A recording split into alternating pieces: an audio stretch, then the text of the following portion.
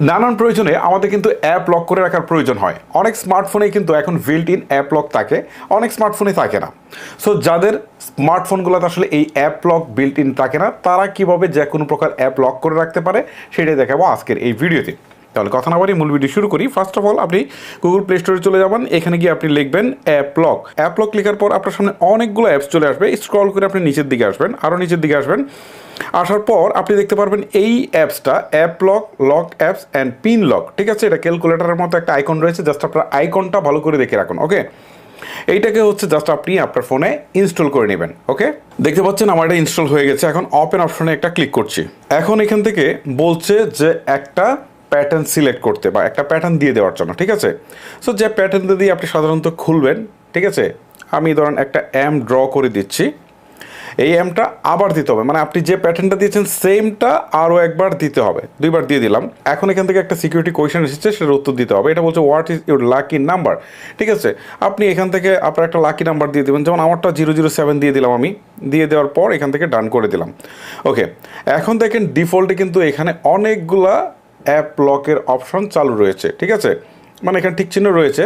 So আমরা যে কাজটা করব, এখান থেকে তুলে দেব, এইটা রাখবো, ক্রোমটা রাখবো, তারপর কন্ট্যাক্টটা দরকার নাই, ফেসবুকটা রাখবো, ইনস্টাগ্রামটা দরকার নাই, মেসেজের দরকার নাই, মেসেঞ্জারটা দরকার আছে, ফটোসের দরকার নাই, তারপর হচ্ছে স্ন্যাপচ্যাটের দরকার নাই, টেলিগ্রামের দরকার আছে, টিকটকের দরকার নাই, হোয়াটসঅ্যাপের দরকার আছে, এক্সের দরকার নাই, ইউটিউবের দরকার নাই। ঠিক আছে, সো যেগুলো টিক চিহ্ন তোলা থাকবে সেইগুলাই কিন্তু আপনার লক হয়ে থাকবে। ওকে, সো এগুলো সিলেক্ট করা রয়েছে আমার।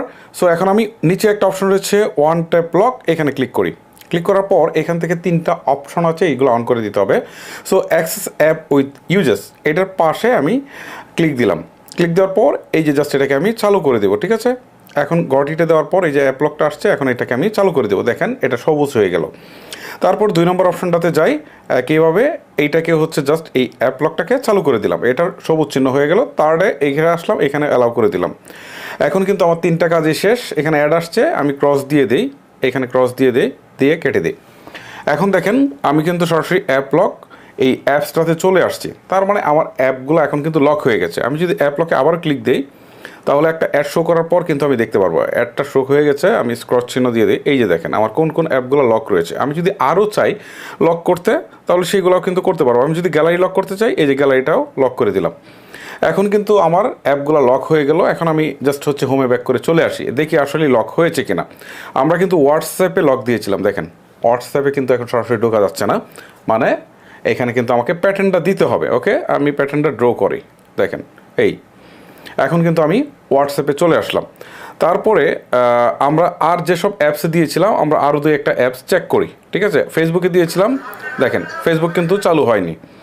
মেসেঞ্জারে দিয়েছিলাম, দেখেন মেসেঞ্জার কিন্তু চালু হয়নি। আমি অ্যাম ড্র করি, এখন কিন্তু আসবে, এই যে চলে আসছে। ওকে, সো এইভাবে কিন্তু আপনারা এই থার্ড পার্টি অ্যাপসটা ইউজ করে আপনারা কিন্তু অ্যাপ লক করে রাখতে পারেন। তবে এইটা নিয়ে আপনার টেনশন করা কিছু নেই। সিকিউরিটি জনিত কোনো প্রবলেম আপনারা যদি ফেস করেন বা বলে থাকেন যে সিকিউরিটি প্রবলেম আছে কিনা, আমি বলবো যে না, এই ধরনের সিকিউরিটি প্রবলেম এটাতে নেই।